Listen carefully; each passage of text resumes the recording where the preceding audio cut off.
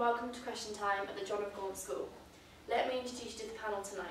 We have Emily Ray from Liberty, Rob Hendry from Labour Party, Corey Smitherman from the Conservatives, Joshua Morgan from Liberal Democrats, and Jennifer Mitchell, who's an ex-offender. Now we'll take our question from the audience. Alice Bevan. Hi, my question is, should the Human Rights Act from 1998 be replaced by a Bill of Rights? So, should the Human Rights Act be replaced by the Bill of Rights? We'll go first to Jennifer Mitchell, who has a personal experience in the justice system. The Human Rights Act currently protects those within the prison system and the justice system, both rightfully convicted criminals and innocent people. The replacement with a Bill of Rights could, in theory, lead to the devolution of human rights itself, which nobody wants, and could also lead to a violation of human rights within the prison system. Which You're again, suggesting that there's no violation in the justice system? Please? Thank you. I do suggest, however, that politicians consider the fact that the Human Rights Act could, in theory, be re-evaluated, perhaps with the addition of a clause for failed asylum seekers. Thank you. Now I'll go over to Emily Ray from Liberty, who is involved in protecting those human rights. Well, the European Convention on Human Rights was fundamentally the response to Nazi Germany with the intention of preventing such an atrocity reoccurring. Its beauty, if you like, is the fact that it's universal. It's not restricted by age, gender, religion or nationality, and that is why it works, that's why it's so effective.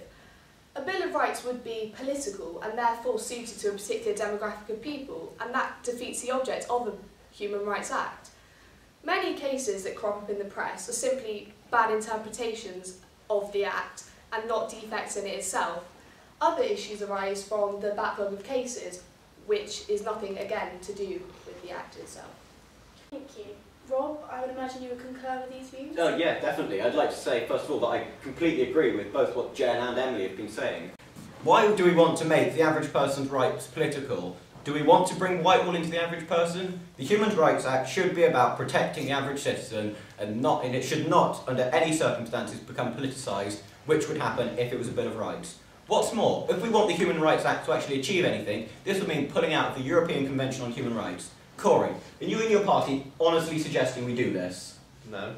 So how do you aim to achieve anything under a Human Rights Act? Under a Bill of Rights, sorry. We don't have to pull out of human rights. I think we do, and I don't think you and your party fully understands this. I believe that what you're putting forward is actually a smokescreen for failing policies.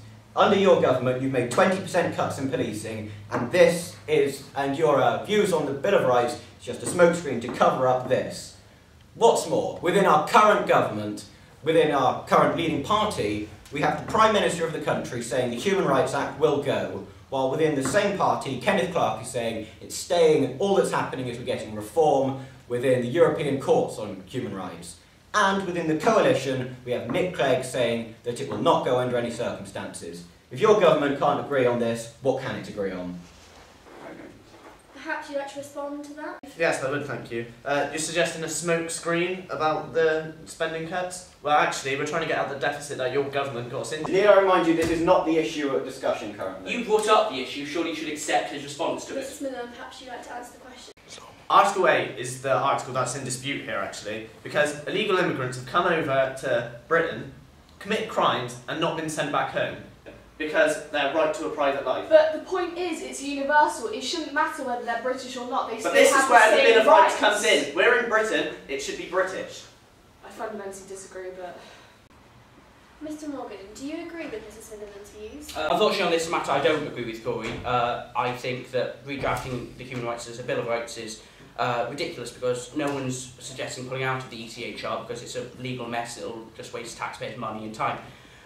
Instead, what will happen is if someone feels that their human rights have been violated, they'll just go to the European Union and, then it'll be in the European courts. So the Bill of Rights is to amend that and suggest it is decided. However, the in Bill of Britain. Rights doesn't cancel out the ECHR, which still takes precedence over it, and people will still go to the European That courts would be the instead next of step. the And British which you courts already at told me the current earlier point you're in time. not pulling out of. Gentlemen, I'm afraid that's all we have time for tonight. We'll take our next question from Danny Muir.